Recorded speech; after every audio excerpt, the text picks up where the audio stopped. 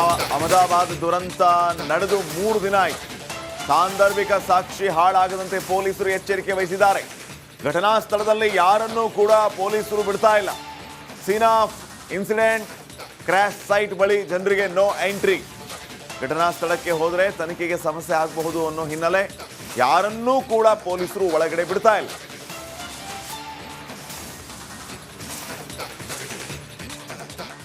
ಅಭಿಷೇಕ್, ತನಿಖಾ ಹಂತದಲ್ಲಿ ಇದು ಕೂಡ ಬಹಳ ಮುಖ್ಯ ಆಗುತ್ತೆ. ಯಾಕಂದ್ರೆ ಈಗಾಗಲೇ ತನಿಖಾಧಿಕಾರಿಗಳು ಈ ಬಗ್ಗೆ ತನಿಖೆಯನ್ನು ನಡೆಸಬೇಕಾಗಿದೆ.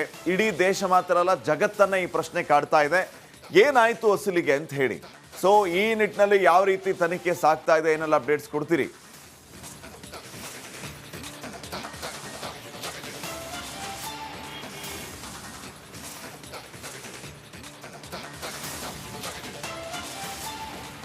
ಪಾಟೀಲ್, ಮೊದಲನೇದಾಗಿ ಈ ಸೀನ್ ಆಫ್ ಇನ್ಸಿಡೆಂಟ್ ಅಥವಾ ನಾವು ತುಂಬಾ ಸಿಂಪಲ್ ಲೋಕಲ್ ಲ್ಯಾಂಗ್ವೇಜ್ ಅಲ್ಲಿ ಹೇಳಬೇಕಂದ್ರೆ, ನಾವು ಬೆಂಗಳೂರಿನಲ್ಲಿ ವರದಿ ಮಾಡಬೇಕಾದ್ರೆ ಸೀನ್ ಆಫ್ ಕ್ರೈಮ್ ಅಂತ ಏನು ಹೇಳ್ತೀವಿ, ಎಲ್ಲೋ ಒಂದ್ ಕಡೆ ಕೊಲೆ ಆಗಿದೆ, ಎಲ್ಲೋ ಒಂದ್ ಕಡೆ ಕಳ್ತನ ಆಗಿದೆ, ಆ ಸೀನ್ ಅನ್ನ ಮೊದಲನೇದಾಗಿ ಸೆಕ್ಯೂರ್ ಮಾಡ್ತಾರೆ. ಯಾಕಂದ್ರೆ ಸಾಂದರ್ಭಿಕ ಸಾಕ್ಷಿಗಳು ಹಾಳಾಗಬಾರದು. ಅಲ್ಲಿ ಯಾವುದೇ ವ್ಯಕ್ತಿ ನಡೆದಾಡಿದ್ರೆ ಆ ಒಂದು ಕ್ಷೇತ್ರವನ್ನ ರಕ್ಷಿಸಲು ಆಗೋದಿಲ್ಲವಾದ್ರೆ ಆ ಜಾಗದಲ್ಲಿದ್ದಂಥ ಒಂದಿಷ್ಟು ಸೂಕ್ಷ್ಮ ಡೀಟೇಲ್ಗಳು ಮಿಸ್ ಆಗುವಂಥ ಸಾಧ್ಯತೆ ಅನ್ನೋ ಕಾರಣಕ್ಕೆ ಆ ಜಾಗವನ್ನು ಮೊದಲನೇದಾಗಿ ಸೆಕ್ಯೂರ್ ಮಾಡಲಾಗುತ್ತೆ. ಈಗ BJ ಆಸ್ಪತ್ರೆಯ ಆ ಹಾಸ್ಟೆಲ್ನ ಪಕ್ಕದಲ್ಲಿ ಇರುವಂಥ 2 ಕಟ್ಟಡ, ಒಂದು ಕ್ಯಾಂಟೀನು, ಒಂದು ಹಾಸ್ಟೆಲ್. ಕ್ಯಾಂಟೀನ್ ಮೇಲೆ ವಿಮಾನ ಬಿದ್ದಿದೆ. ವಿಮಾನದ ಯಾವ ಭಾಗ ಹಾಸ್ಟೆಲ್ನ ಯಾವ ಭಾಗ, ಕ್ಯಾಂಟೀನ್ನ ಯಾವ ಭಾಗದ ಮೇಲೆ ಬಿದ್ದಿದೆ, ಅದು ಬಿದ್ದಂಥ ಸಂದರ್ಭದಲ್ಲಿ ಎಷ್ಟು ವೇಗದಲ್ಲಿತ್ತು, ಈ ಮೊಮೆಂಟಮ್ನ ಕ್ಯಾಲ್ಕುಲೇಟ್ ಮಾಡಲಾಗುತ್ತೆ, ಇದರ ಸ್ಪೀಡನ್ನು ಕ್ಯಾಲ್ಕುಲೇಟ್ ಮಾಡಲಾಗುತ್ತೆ, ಅದು ಡಿಕ್ಲೈನ್ ಆದಂಥ ಆ್ಯಂಗಲನ್ನು ಕ್ಯಾಲ್ಕುಲೇಟ್ ಮಾಡಲಾಗುತ್ತೆ. ಈ ಡಿಕ್ಲೈನ್ ಆದಂಥ ಅಂದರೆ ಈ ಯಾಕೆ ಟೇಕ್ ಆಫ್ ಆಗೋದಕ್ಕೆ ಸಾಧ್ಯವಾಗಲಿಲ್ಲ ಅಂತ ಟೆಕ್ನಿಕಲ್ ಒಂದು ಕ್ಯಾಲ್ಕುಲೇಷನ್ ಅನ್ನ ಮಾಡಲಾಗುತ್ತೆ.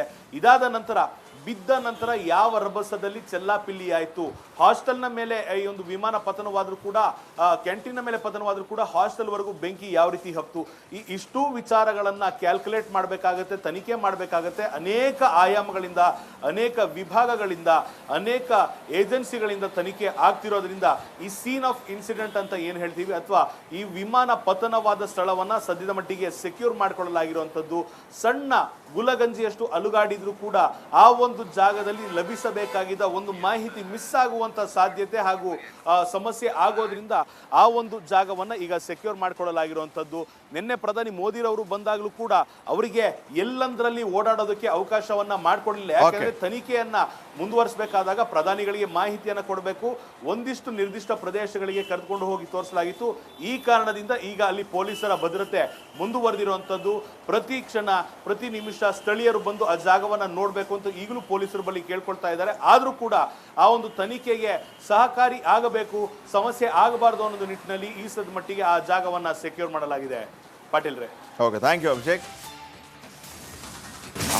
ಅಹಮದಾಬಾದ್ ದುರಂತ ನಡೆದು 3 ದಿನ ಆಯಿತು. ಸಾಂದರ್ಭಿಕ ಸಾಕ್ಷಿ ಹಾಳಾಗದಂತೆ ಪೊಲೀಸರು ಎಚ್ಚರಿಕೆ ವಹಿಸಿದ್ದಾರೆ. ಘಟನಾ ಸ್ಥಳದಲ್ಲಿ ಯಾರನ್ನೂ ಕೂಡ ಪೊಲೀಸರು ಬಿಡ್ತಾ ಇಲ್ಲ. Scene of incident crash site ಬಳಿ ಜನರಿಗೆ ನೋ ಎಂಟ್ರಿ. ಘಟನಾ ಸ್ಥಳಕ್ಕೆ ಹೋದರೆ ತನಿಖೆಗೆ ಸಮಸ್ಯೆ ಆಗಬಹುದು ಅನ್ನೋ ಹಿನ್ನೆಲೆ ಯಾರನ್ನೂ ಕೂಡ ಪೊಲೀಸರು ಒಳಗಡೆ ಬಿಡ್ತಾ ಇಲ್ಲ.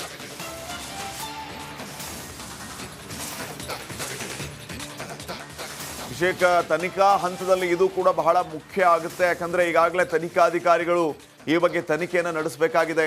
ಇಡೀ ದೇಶ ಮಾತ್ರ ಅಲ್ಲ, ಜಗತ್ತನ್ನ ಈ ಪ್ರಶ್ನೆ ಕಾಡ್ತಾ ಇದೆ, ಏನಾಯ್ತು ಅಸಲಿಗೆ ಅಂತ ಹೇಳಿ.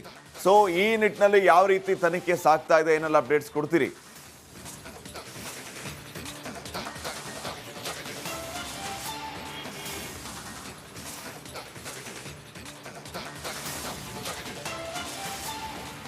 ಪಾಟೀಲ್, ಮೊದಲನೇದಾಗಿ ಈ ಸೀನ್ ಆಫ್ ಇನ್ಸಿಡೆಂಟ್ ಅಥವಾ ನಾವು ತುಂಬಾ ಸಿಂಪಲ್ ಲೋಕಲ್ ಲ್ಯಾಂಗ್ವೇಜ್ ಅಲ್ಲಿ ಹೇಳಬೇಕಂದ್ರೆ, ನಾವು ಬೆಂಗಳೂರಿನಲ್ಲಿ ವರದಿ ಮಾಡಬೇಕಾದ್ರೆ ಸೀನ್ ಆಫ್ ಕ್ರೈಮ್ ಅಂತ ಏನು ಹೇಳ್ತೀವಿ, ಎಲ್ಲೋ ಒಂದ್ ಕಡೆ ಕೊಲೆ ಆಗಿದೆ, ಎಲ್ಲೋ ಒಂದ್ ಕಡೆ ಕಳ್ತನ ಆಗಿದೆ, ಆ ಸೀನ್ ಅನ್ನ ಮೊದಲನೇದಾಗಿ ಸೆಕ್ಯೂರ್ ಮಾಡ್ತಾರೆ. ಯಾಕಂದ್ರೆ ಸಾಂದರ್ಭಿಕ ಸಾಕ್ಷಿಗಳು ಹಾಳಾಗಬಾರದು.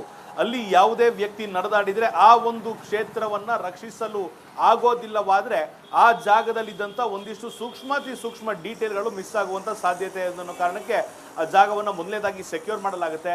ಈಗ BJ ಆಸ್ಪತ್ರೆಯ ಆ ಹಾಸ್ಟೆಲ್ನ ಪಕ್ಕದಲ್ಲಿ ಇರುವಂತ ಎರಡು ಕಟ್ಟಡ, ಒಂದು ಕ್ಯಾಂಟೀನ್, ಒಂದು ಹಾಸ್ಟೆಲ್. ಕ್ಯಾಂಟೀನ್ ಮೇಲೆ ವಿಮಾನ ಬಿದ್ದಿದೆ. ವಿಮಾನದ ಯಾವ ಭಾಗ ಹಾಸ್ಟೆಲ್ನ ಯಾವ ಭಾಗ, ಕ್ಯಾಂಟೀನ್ನ ಯಾವ ಭಾಗದ ಮೇಲೆ ಬಿದ್ದಿದೆ, ಅದು ಬಿದ್ದಂತ ಸಂದರ್ಭದಲ್ಲಿ ಎಷ್ಟು ವೇಗದಲ್ಲಿತ್ತು, ಈ ಮೊಮೆಂಟಮ್ನ ಕ್ಯಾಲ್ಕುಲೇಟ್ ಮಾಡಲಾಗುತ್ತೆ, ಇದರ ಸ್ಪೀಡನ್ನು ಕ್ಯಾಲ್ಕುಲೇಟ್ ಮಾಡಲಾಗುತ್ತೆ, ಅದು ಡಿಕ್ಲೈನ್ ಆದಂಥ ಆ್ಯಂಗಲ್ ಅನ್ನು ಕ್ಯಾಲ್ಕುಲೇಟ್ ಮಾಡಲಾಗುತ್ತೆ. ಈ ಡಿಕ್ಲೈನ್ ಆದಂಥ ಅಂದರೆ ಈ ಯಾಕೆ ಟೇಕ್ ಆಫ್ ಆಗೋದಕ್ಕೆ ಸಾಧ್ಯವಾಗಲಿಲ್ಲ ಅಂತ ಟೆಕ್ನಿಕಲ್ ಒಂದು ಕ್ಯಾಲ್ಕುಲೇಷನ್ ಅನ್ನ ಮಾಡಲಾಗುತ್ತೆ.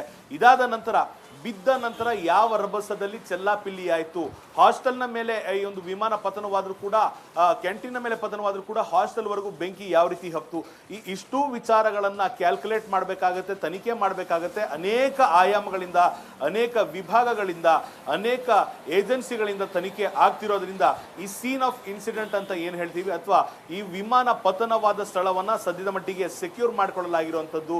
ಸಣ್ಣ ಗುಲಗಂಜಿಯಷ್ಟು ಅಲುಗಾಡಿದ್ರು ಕೂಡ ಆ ಒಂದು ಜಾಗದಲ್ಲಿ ಲಭಿಸಬೇಕಾಗಿದ್ದ ಒಂದು ಮಾಹಿತಿ ಮಿಸ್ ಆಗುವಂತ ಸಾಧ್ಯತೆ ಹಾಗೂ ಸಮಸ್ಯೆ ಆಗೋದ್ರಿಂದ ಆ ಒಂದು ಜಾಗವನ್ನ ಈಗ ಸೆಕ್ಯೂರ್ ಮಾಡಿಕೊಳ್ಳಲಾಗಿರುವಂಥದ್ದು. ನಿನ್ನೆ ಪ್ರಧಾನಿ ಮೋದಿರವರು ಬಂದಾಗಲೂ ಕೂಡ ಅವರಿಗೆ ಎಲ್ಲಂದ್ರಲ್ಲಿ ಓಡಾಡೋದಕ್ಕೆ ಅವಕಾಶವನ್ನ ಮಾಡಿಕೊಡಲಿಲ್ಲ. ಯಾಕಂದ್ರೆ ತನಿಖೆಯನ್ನ ಮುಂದುವರಿಸಬೇಕಾದಾಗ ಪ್ರಧಾನಿಗಳಿಗೆ ಮಾಹಿತಿಯನ್ನು ಕೊಡಬೇಕು, ಒಂದಿಷ್ಟು ನಿರ್ದಿಷ್ಟ ಪ್ರದೇಶಗಳಿಗೆ ಕರೆದುಕೊಂಡು ಹೋಗಿ ತೋರಿಸಲಾಗಿತ್ತು. ಈ ಕಾರಣದಿಂದ ಈಗ ಅಲ್ಲಿ ಪೊಲೀಸರ ಭದ್ರತೆ ಮುಂದುವರೆದಿರುವಂಥದ್ದು. ಪ್ರತಿ ಕ್ಷಣ, ಪ್ರತಿ ನಿಮಿಷ ಸ್ಥಳೀಯರು ಬಂದು ಆ ಜಾಗವನ್ನು ನೋಡಬೇಕು ಅಂತ ಈಗಲೂ ಪೊಲೀಸರ ಬಳಿ ಕೇಳ್ಕೊಳ್ತಾ ಇದ್ದಾರೆ. ಆದರೂ ಕೂಡ ಆ ಒಂದು ತನಿಖೆಗೆ ಸಹಕಾರಿ ಆಗಬೇಕು, ಸಮಸ್ಯೆ ಆಗಬಾರದು ಅನ್ನೋದು ನಿಟ್ಟಿನಲ್ಲಿ ಈ ಸದ ಮಟ್ಟಿಗೆ ಆ ಜಾಗವನ್ನು ಸೆಕ್ಯೂರ್ ಮಾಡಲಾಗಿದೆ. ಪಾಟೀಲ್ ರೇ, okay, thank you Abhishek. Ahmedabad ದುರಂತ ನಡೆದು 3 ದಿನ ಆಯಿತು. ಸಾಂದರ್ಭಿಕ ಸಾಕ್ಷಿ ಹಾಳಾಗದಂತೆ ಪೊಲೀಸರು ಎಚ್ಚರಿಕೆ ವಹಿಸಿದ್ದಾರೆ. ಘಟನಾ ಸ್ಥಳದಲ್ಲಿ ಯಾರನ್ನೂ ಕೂಡ ಪೊಲೀಸರು ಬಿಡ್ತಾ ಇಲ್ಲ. Scene of incident crash site ಬಳಿ ಜನರಿಗೆ ನೋ ಎಂಟ್ರಿ. ಘಟನಾ ಸ್ಥಳಕ್ಕೆ ಹೋದರೆ ತನಿಖೆಗೆ ಸಮಸ್ಯೆ ಆಗಬಹುದು ಅನ್ನೋ ಹಿನ್ನೆಲೆ ಯಾರನ್ನೂ ಕೂಡ ಪೊಲೀಸರು ಒಳಗಡೆ ಬಿಡ್ತಾ ಇಲ್ಲ.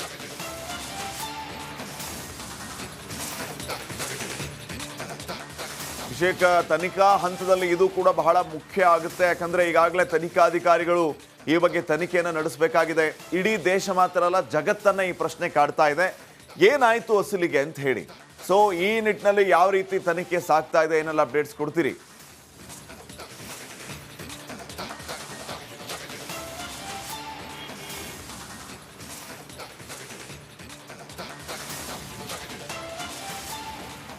ಪಾಟೀಲ್, ಮೊದಲನೇದಾಗಿ ಈ ಸೀನ್ ಆಫ್ ಇನ್ಸಿಡೆಂಟ್ ಅಥವಾ ನಾವು ತುಂಬಾ ಸಿಂಪಲ್ ಲೋಕಲ್ ಲ್ಯಾಂಗ್ವೇಜ್ ಅಲ್ಲಿ ಹೇಳಬೇಕಂದ್ರೆ, ನಾವು ಬೆಂಗಳೂರಿನಲ್ಲಿ ವರದಿ ಮಾಡಬೇಕಾದ್ರೆ ಸೀನ್ ಆಫ್ ಕ್ರೈಮ್ ಅಂತ ಏನು ಹೇಳ್ತೀವಿ, ಎಲ್ಲೋ ಒಂದ್ ಕಡೆ ಕೊಲೆ ಆಗಿದೆ, ಎಲ್ಲೋ ಒಂದ್ ಕಡೆ ಕಳ್ಳತನ ಆಗಿದೆ, ಆ ಸೀನ್ ಅನ್ನ ಮೊದಲನೇದಾಗಿ ಸೆಕ್ಯೂರ್ ಮಾಡ್ತಾರೆ. ಯಾಕಂದ್ರೆ ಸಾಂದರ್ಭಿಕ ಸಾಕ್ಷಿಗಳು ಹಾಳಾಗಬಾರದು.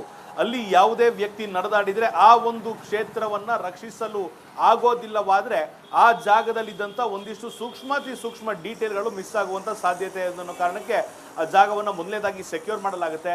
ಈಗ BJ ಆಸ್ಪತ್ರೆಯ ಆ ಹಾಸ್ಟೆಲ್ನ ಪಕ್ಕದಲ್ಲಿ ಇರುವಂಥ ಎರಡು ಕಟ್ಟಡ, ಒಂದು ಕ್ಯಾಂಟೀನು, ಒಂದು ಹಾಸ್ಟೆಲ್. ಕ್ಯಾಂಟೀನ್ ಮೇಲೆ ವಿಮಾನ ಬಿದ್ದಿದೆ.